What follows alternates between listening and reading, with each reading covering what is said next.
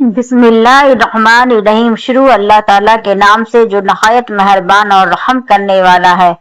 پل صراط جہنم کے اوپر موجود ایک ایسا پل ہے جس کے اوپر سے ہر شخص کو لازمی گزرنا ہے۔ یہ ایک ایسا پل ہے جو بال سے زیادہ باریک ہے اور تلوار کی دھار سے زیادہ تیز ہے۔ کوئی بھی شخص اس پل کو اس وقت تک پار نہیں کر سکے گا جب تک وہ 7 سوالوں کے جواب نہ دے دے۔ وہ 7 سوال آخر کون کون سے ہیں اور کیا آپ ان 7 سوالوں کے لیے تیار ہیں؟ تو چلیے جانتے ہیں۔ نبی کریم صلی اللہ علیہ وسلم نے فرمایا کہ کچھ لوگوں کو ان کے اعمال کی وجہ سے پل صراط کو پار کرنا بہت آسان ہے، لیکن کچھ لوگوں کے لیے ان کے اعمال کی وجہ سے پل صراط کو پار کرنا بہت ہی مشکل ہے۔ فرمایا جہنم کے اوپر ایک پل ہے جو بال سے بھی زیادہ باریک اور تلوار کی دھار سے بھی زیادہ تیز ہے۔ اس کے آس پاس بیڑیاں، جال اور تخت ہے جو لوگوں کو جکڑ دیتی ہے۔ جس کو اللہ چاہے گا اس کو وہ جکڑ لیں گے، مگر کچھ لوگ اس پل کے اوپر سے بجلی کی تیز رفتار سے بھی زیادہ تیزی سے گزر جائیں گے۔ اس کے دونوں طرف فرشتے کھڑے ہوں گے جو مسلسل اللہ تعالیٰ سے کہہ رہے ہوں گے کہ اے اللہ ان پر رحم فرما، اے اللہ ان پر رحم فرما۔ وہ لوگ جو اس دنیا کے اندر نیک اعمال کرتے ہوں گے وہ بجلی کی تیزی سے پل صراط کو پار کر لیں گے، لیکن دوسری طرف وہ لوگ جن کے اعمال نیک نہیں ہوں گے وہ پل صراط کو پار نہیں کر پائیں گے اور ان کو جہنم کی گہرائیوں میں ہمیشہ کے لیے پھینک دیا جائے گا۔ قرآن مجید کی آیات میں یہ بھی بتائی گئی ہے کہ اگر نام اعمال دائیں ہاتھ میں ملا تو وہ جنت کی خوشخبری ہوگی، اور نام اعمال اگر بائیں ہاتھ میں پکڑایا گیا یا پیچھے سے پکڑایا گیا تو وہ جہنم کی خبر ہوگی۔ احادیث کے مطابق پل صراط ایک سیدھا راستہ ہے جس کے اوپر سے سب سے پہلے نبی کریم صلی اللہ علیہ وسلم گزریں گے، پھر ان کے بعد ان کی امت اور پھر باقی لوگ۔ پل صراط کے اوپر 7 اسٹاپس ہیں اور ان 7 اسٹاپس کے اوپر 7 سوال پوچھے جائیں گے۔ جو شخص اس 7 سوالوں کا جواب صحیح دے گا وہ پل صراط کو پار کر جائے گا۔ اب پل صراط کے پہلے اسٹاپ کے اوپر جو سب سے پہلا سوال پوچھا جائے گا وہ ایمان کے بارے میں ہوگا۔ اگر ہمارا ایمان اس دنیا میں پکا ہوگا اور ہم اللہ پر ایمان لے آئیں گے تو ہم آسانی سے اس اسٹاپ کو پار کر لیں گے، لیکن جو لوگ ایمان نہیں لائے ہوں گے وہ سیدھا جہنم کی گہرائیوں میں گرا دیے جائیں گے۔ سورہ مریم میں اللہ نے ارشاد فرمایا جس کا مفہوم کچھ یوں ہے کہ ہم ان لوگوں کو بچا لیں گے جو اللہ سے ڈرتے رہے اور گنہگاروں کو چھوڑ دیں گے اور وہ اپنے گھٹنوں کے بل پر گر جائیں گے۔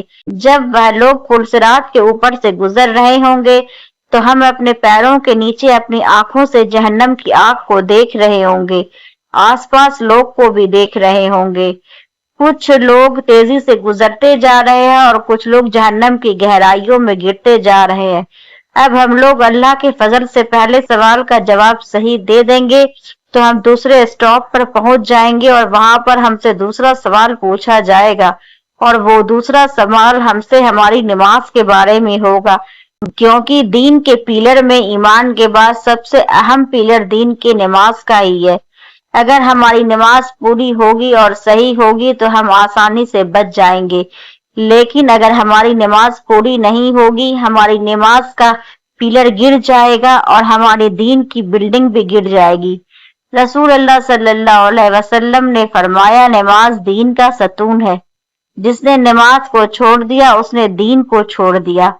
تو اب اگر ہم خود کو جہنم کی آگ سے بچانا چاہتے ہیں تو ہم اپنی نماز کے پیلر کو مضبوطی سے بنانا ہوگا، اتنا مضبوط کہ اس پیلر کی وجہ سے ہمارے دین کی بلڈنگ کبھی نہ گرے۔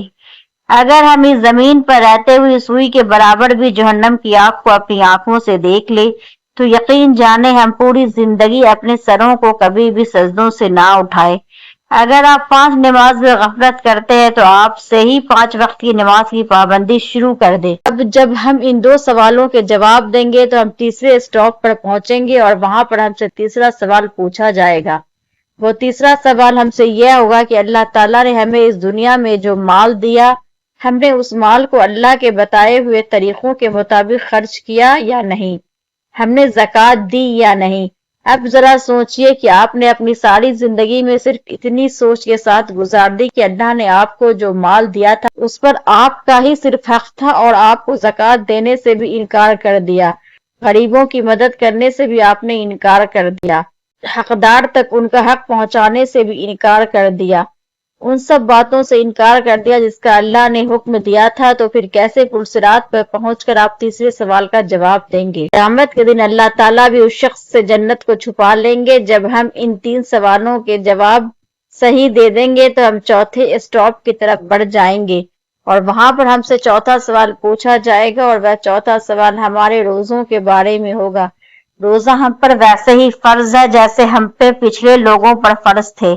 اگر کوئی شخص جان بوجھ کر رمضان کے فرض روزوں کو چھوڑتا ہے تو وہ اپنا ہی نقصان کر رہا ہوتا ہے، اور اگر آپ چاہتے ہیں کہ اس دن اس سوال کے جواب میں آپ یہ نہ کہیں کہ کاش میں نے رمضان کے فرض روزوں کو نہ چھوڑا ہوتا، اس جواب سے بچنے کے لیے ابھی سے پکا ارادہ کر لے۔ باقی کی زندگی کے جتنے بھی فرض روزے ہیں ان کو آپ کسی بھی حال میں نہیں چھوڑیں گے۔ اب ہم اس سوال کا جواب بھی صحیح دے دیں گے تو ہم 5ویں اسٹاپ پر پہنچ جائیں گے اور وہاں پر ہم سے 5واں سوال پوچھا جائے گا، اور 5واں سوال ہمارے حج کے بارے میں ہوگا۔ اگر کوئی مالی وسیلہ نہ ہونے کی وجہ سے حج نہیں کر پاتا تو اللہ اپنی رحمت سے اسے سوال سے بچا لیں گے، لیکن دوسری طرف اگر کوئی شخص مالی وسیلے ہونے کے باوجود بھی حج نہیں کرتا تو اس کو اس چیز کا پورا حساب دینا پڑے گا، اور وہ حساب یہی ہوگا کہ اسے جہنم کی آگ میں پھینک دیا جائے۔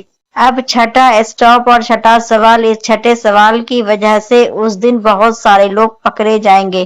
یہ چھٹا سوال حقوق العباد کے بارے میں ہوگا، لوگوں کے حقوقوں کے بارے میں ہوگا، اور رشتہ داروں کے ساتھ دنیا میں ہمارا کیسا سلوک تھا اس بارے میں ہوگا۔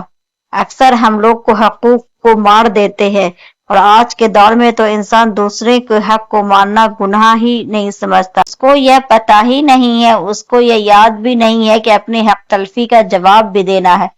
اور لوگوں کے حقوق میں ہمارے الفاظ بھی آتے ہیں کہ کہیں ہم نے اپنے الفاظوں میں کسی کا دل تو نہیں دکھایا، کسی کو تکلیف تو نہیں پہنچائی۔ اگر ہم نے ایسا کیا تو ہمیں اس شخص سے معافی مانگ لینی چاہیے، کیونکہ ہمارے وہ الفاظ قیامت کے دن ہماری پکڑ بن جائیں گے۔ اب اس سوال کے دوسرے حصے پر آتے ہیں کہ دنیا کے اندر ہمارے رشتہ داروں کے ساتھ کیسا سلوک یا رویہ تھا۔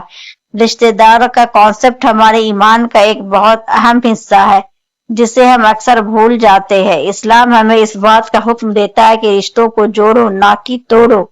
ہاں، کئی بار رشتہ دار ایسے ہوتے جو غلط راستہ پر ہوتے ہیں، لیکن اس کا مطلب یہ نہیں ہے کہ ہم ان سے ملنا جلنا چھوڑ دیں، بات کرنا چھوڑ دے، رشتہ ختم کر دے۔ اگر ہم تھوڑا سا پیچھے دیکھیں تو صحابہ کرام کی زندگیوں کو دیکھیں تو بہت سے صحابہ کرام کے گھر والے اسلام لانے کے بعد ان کے خلاف ہو گئے تھے، تو نبی صلی اللہ علیہ وسلم نے صحابہ کو ان کے گھر والوں کو چھوڑنے کا حکم نہیں دیا، بلکہ صحابہ کرام پھر بھی اپنے گھر والوں کی خدمت کیا کرتے تھے۔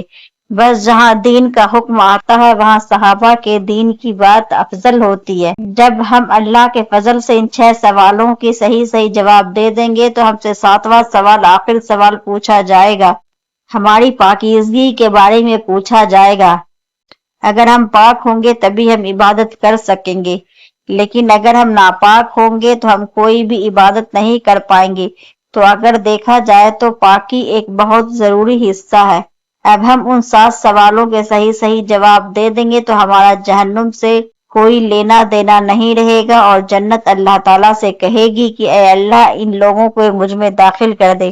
نبی کریم صلی اللہ علیہ وسلم نے ارشاد فرمایا کہ بہت سارے لوگوں کو نہیں پتا چلے گا کہ انہوں نے پل صراط کو پار کر لیا ہے، اور وہ فرشتوں سے پوچھیں گے کہ پل صراط کدھر ہے، جہنم کدھر ہے؟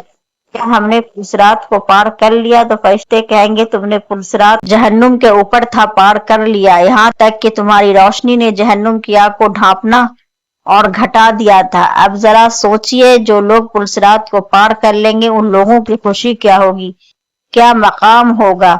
تو اس بات کی خوشی اللہ تعالیٰ ان لوگوں کو ہمیشہ کے لیے جہنم سے بچا لیا، اور دوسری بات کی کہ اب اللہ تعالیٰ ان کو ایک ایسی جنت میں داخل کرے گا جس کو نہ تو کبھی کسی آنکھ نے دیکھا نہ ہی کسی ذہن نے سوچا۔